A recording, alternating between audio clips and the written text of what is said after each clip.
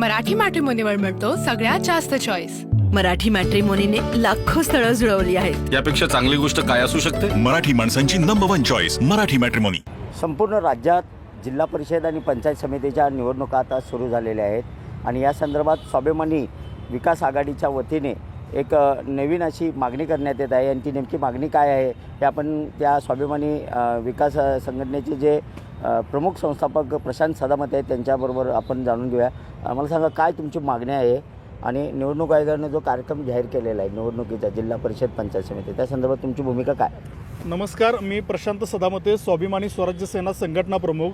महाराष्ट्रातील पहिल्या टप्प्यातील स्थानिक स्वराज्य संस्थेच्या 12 जिल्हा परिषद आणि 125 पंचायत समितींचा निवडणूक कार्यक्रम जाहीर राज्य निवडणूक आयोगाने केलेला आहे आणि प्रत्यक्ष 16 जानेवारीपासून म्हणजे कालपासून उमेदवारी अर्ज भरण्याची प्रक्रिया देखील सुरू आहे आणि याचं प्रत्यक्ष मतदान हे 5 फेब्रुवारीला होणार आहे।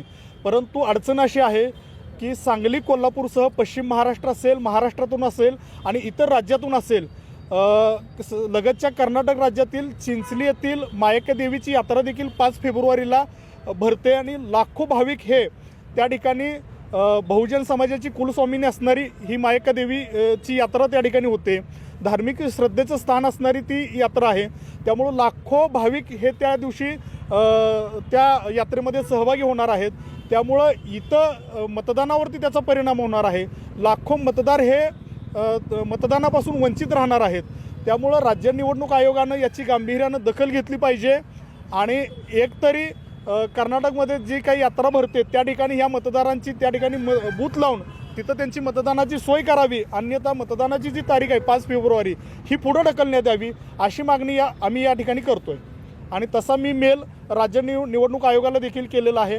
अन्यथा आम्हाला येणाऱ्या काळामध्ये हायकोर्टात जाऊन त्या ठिकाणी आम्हाला याचिका दाखल करावी लागेल। आता पाहिलं नुकत्याच नगरपालिकेच्या महापालिकेच्या निवडणुका झाल्या, मतदानाचा टक्का कुठेतरी घटत चाललेला आहे आणि त्यात जर या 5 तारखेला जर मायका चिंचणीची यात्रा असेल तर या पश्चिम महाराष्ट्रातले असेल, कर्नाटक असेल आणि इतर राज्यातले सुद्धा लोक की या सांगली जिल्ह्यातले जे या जिल्हा परिषदच्या मतदारसंघात असतील, पंचायत समितीच्या मतदारसंघात आहेत, कामानिमित्त अनेक राज्यातसुद्धा बाहेर आहेत। मग हे सगळे जर त्या मतदानाला दिवशी जर देवीच्या यात्रेला गेले तर या मतदानावर परिणाम होईल का?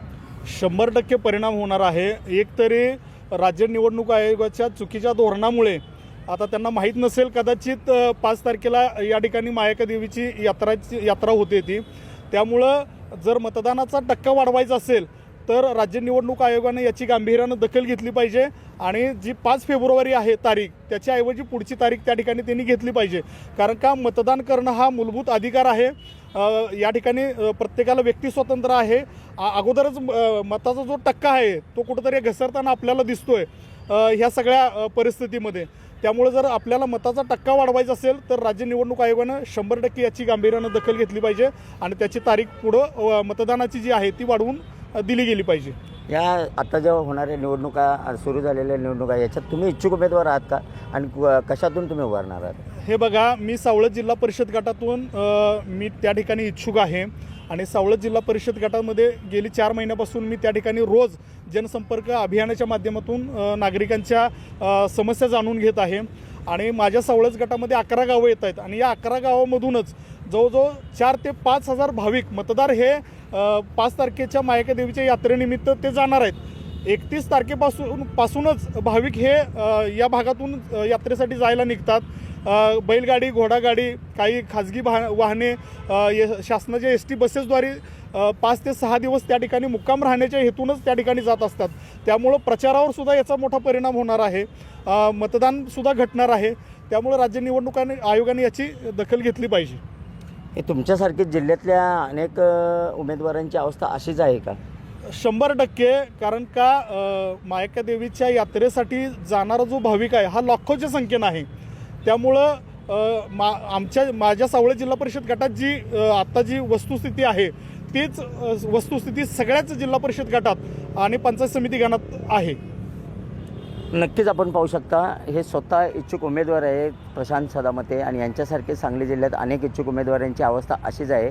त्यामुळे निवडणूक आयोगानं त्वरित यावर गांभीर्याने विचार करावा आणि येणाऱ्या या निवडणुकीच्या तारखा 5 तारीख आहे, त्या 5 तारखे आणि 7 तारखेला मतमोजणी हे पुढं घ्यावं आणि आम्हाला न्याय द्यावा अशी त्यांची मागणी आहे. अन्यथा आम्ही हायकोर्टात याचिका दाखल करू आणि आम्हाला त्या कोर्टाच्या न्यायालयात आम्ही दाद मागू. त्याचबरोबर या संदर्भात त्यांनी निवडणूक आयोगाला मेलसुद्धा केलेला आहे. आता राज्य निवडणूक आयोग काय भूमिका घेतं हे पाहणं महत्त्वाचं ठरणार आहे. कारण संपूर्ण राज्यातच नव्हे तर संपूर्ण देशात मायका चिंचणी ही देवी संपूर्ण जगाला माहिती आहे, देशाला माहिती आहे आणि ही यात्रा अतिशय मोठी प्रमाणात या ठिकाणी कर्नाटकमध्ये भरत असते आणि लाखोच्या संख्येनं भाविक या यात्रेला जात असतात आणि त्यामुळं कदाचित 5 तारखेला होणाऱ्या मतदानावर याचा फार मोठा परिणाम होऊ शकतो.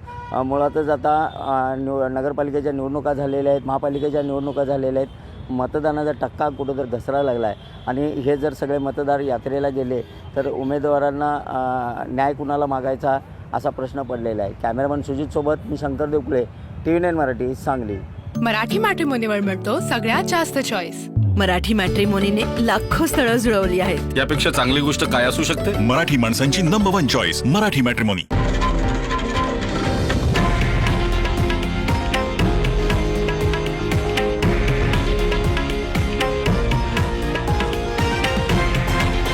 हे आहे देशातील नंबर 1 न्यूज नेटवर्क आणि आपण पाहत आहात TV9 मराठी, एकमेव.